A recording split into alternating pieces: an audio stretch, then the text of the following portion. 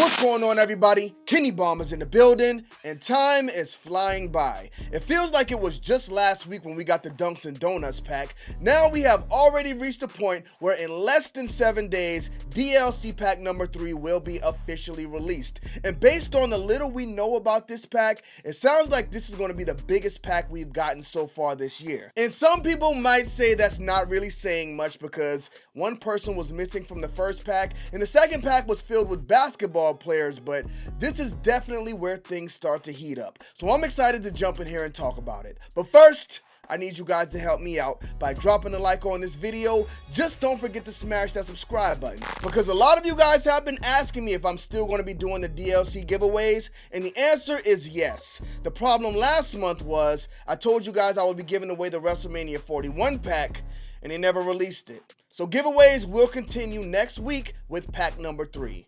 Now let's get into it.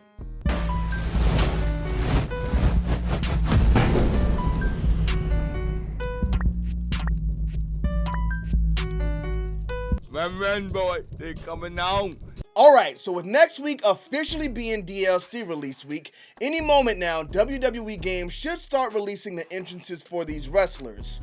One might even be out as of right now, because as we know, they don't mind dropping an update at 3 o'clock in the morning. But we got some very interesting details regarding some of the wrestlers in this DLC pack, a few that are huge, and we still have not spoken about them yet. So today, we're gonna do just that. And I know you guys already know who's included in this pack, but to add a little bit of spice to the video, I have them listed here in the order in which I'm excited to see them revealed. So let's see if we match up. Give me your list in the comment section, and I'm gonna give you guys my first one. This pack could have been perfect. They could have had something for everybody, and maybe that was the goal here. But the first one completely missed for me, because KSI is who I don't care about. First, let's talk about the reveal, because 2K has still not officially revealed that KSI would be our second celebrity guest in WWE 2K25, but the bloody footprints in the sand tell a very interesting story. That doesn't even mean anything, I just made it up. Much like a lot of the other DLC we got on the card this year, it looks like 2K was planning to keep this under wraps until it was actually released, but Nintendo wasn't too keen on that idea, because they dropped this graphic in the eShop and canceled Christmas on that whole operation. Now this is pretty interesting as well, because we can see even though KSI was supposed to be a secret, he's actually in the graphic. If you look back to DLC pack number 1, we saw all of the wrestlers, and that mysterious celebrity guest was just made out of a Goldberg silhouette. And it turned out to be El Grande Americano. So it seems like they may have had an idea that it was going to get cooked from the jump. But KSI, are we happy with KSI? As I stated, this is who I don't care about. But I'm sure the kids who have a connection with the Logan Pauls and the Jake Pauls are excited to see KSI be added to this game. So this is not going to be for all of us. I think it's just for a very small pocket of the audience. Now, could they have gone for a bigger impact? 100%. iShowSpeed is like the biggest kid running around the internet these days. You had him in the Royal Rumble, and I know that was just in January, but he was also on WWE TV in 2024 as well. So if the goal is to bring in an outside audience by adding these celebrity guests, then I think you could have made a much bigger impact by adding somebody more current. But we got KSI in a prime bottle. That same prime bottle you see running all over the island. Exciting. Let's go ahead and move on to the next one on my list, and that is Bull Nakano.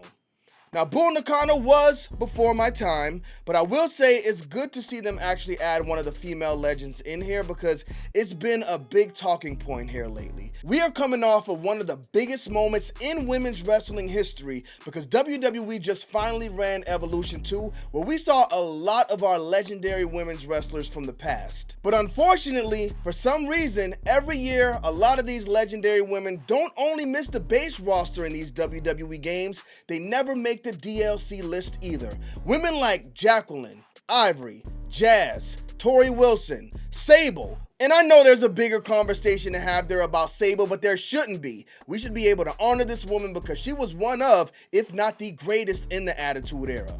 when it came to bra and panties matches, when it came to swimsuit contests, and when it came to dropping that power bomb on Mark Merrill. So free Sable, because she deserves to get her flowers as well. But big shouts out to Bull Nakano for getting hers. Even though I'm not super familiar with her, I know she's done her thing all over the world, so this is a spot she most definitely deserves. Now let's go ahead and move on to the next one, and this is where things get exciting, because the next one we have here is Jordynne Grace. The transformation of Jordynne Grace needs to be studied. A few years ago, this woman looked like a completely different person. And it's not that she looked bad at all back then, but it seemed like she was just floundering in TNA back then. But she transformed her look, got better in the ring, and turned herself into a superstar. Now she is exactly where she wanted to be and made it into this DLC pack before she even signed with WWE. That's a superpower in itself, because our boy Joe Hendry couldn't pull it off. But Jordynne Grace definitely does add a lot to this pack, and as long as she's not too small in there, I can definitely see her staying in my faction lineup. Now the next two are the big ones. Who's first? Who is the most exciting? Is it Penta or is it New Jack? Let's see who we got at number 4.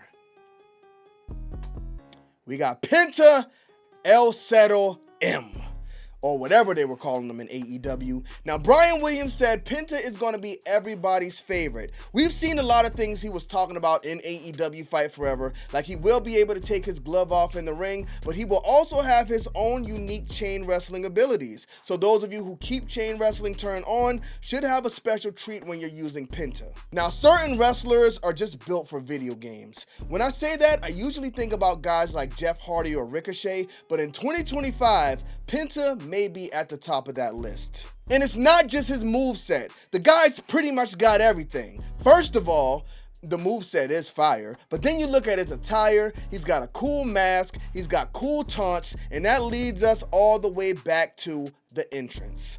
I think this entrance is going to be something special, and it's crazy because it's really just him walking down the ramp dripping aura all over the place. So I could see why Brian thinks Penta's going to be everybody's favorite, but ever since this DLC pack was revealed, I already knew who my favorite was going to be out the gate, because I still to this day can't believe they got New Jack in a WWE game. And that brings us to the most recent update we got for this DLC pack, because we got some exciting news about New Jack as well. But one big question still remains. Let's take a look at the update and then we'll talk about that.